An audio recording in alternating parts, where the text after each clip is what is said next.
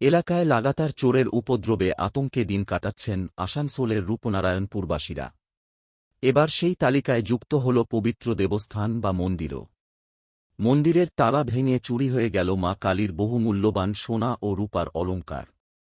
শনিবার রাতে ঘটনাটি ঘটেছে আসানসোলের সালানপুর থানার রূপনারায়ণপুর ফাঁড়ির মালবহাল পঞ্চধাম মন্দিরে। স্থানীয় ও মন্দির কমিটি সূত্রে জানা গেছে, প্রতিদিনের মতো রাতে মন্দির বন্ধ থাকার পরে রবিবার সকালে এক ভক্ত দেখতে পান মন্দিরের মূল দরজা খোলা অবস্থায় পড়ে রয়েছে। তিনি বিষয়টি দ্রুত মন্দিরের দায়িত্বে থাকা ব্যক্তিকে জানান। খবর পেয়ে মন্দিরে ছুটে আসেন কমিটির কোষাধ্যক্ষ সুবোধ খাঁ। ঘটনায় জানা গেছে, দুষ্কৃতীরা সুপরিকল্পিতভাবে মন্দিরে প্রবেশ করে মা কালীর অলঙ্কার নিয়ে চম্পট দেয়।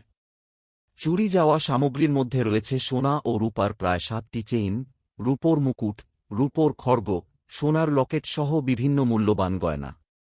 মন্দিরের কোষাধ্যক্ষ সুবোধ খাঁ ক্ষোভ প্রকাশ করে বলেন, যে ব্যক্তি সকালে মন্দিরের দেখভাল করেন তিনি আমাকে চুরির বিষয়টি নিশ্চিত করেন। আমি এসে দেখি মায়ের গায়ে থাকা সমস্ত সোনা ও রূপার অলঙ্কার গায়েব হয়ে গিয়েছে। খবর পেয়েই ঘটনাস্থলে পৌঁছায় সালানপুর থানার পুলিশ। পুলিশ পুরো এলাকা ঘুরে দেখে ঘটনার তদন্ত শুরু করেছে। তবে পরপর চুরির ঘটনায় পুলিশের ভূমিকা নিয়ে প্রশ্ন তুলতে শুরু করেছেন ক্ষুব্ধ এলাকাবাসী।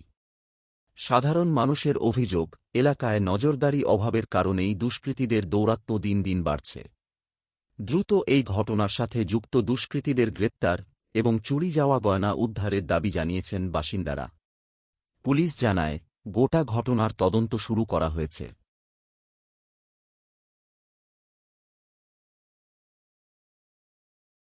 এখানে ব্যাপারটা হচ্ছে যে সকালবেলা 5:30টার সময় আমার যে এখানে কর্মী রয়েছে, যে থাকে আর কি মন্দিরে সব সময় 24 ঘন্টা, সে ভোরবেলা গিয়ে আমার বাড়িতে গিয়ে বলছে যে এরকম ব্যাপার, হ্যাঁ মন্দির চুরি হয়েছে। তারপরে যাই হোক যথারীতি আমি এলাম, এসে দেখলাম ওকে আবার আরেকজন বলেছে, সে এক ভক্ত প্রতিদিন 5:30টার সময় আসে, সে দেখছে মন্দির খোলা।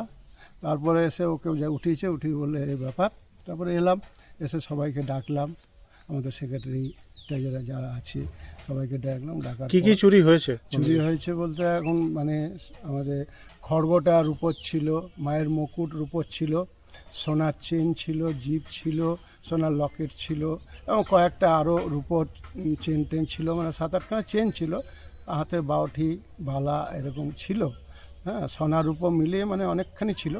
তারপরে এসে দেখি এরকম ইয়ে।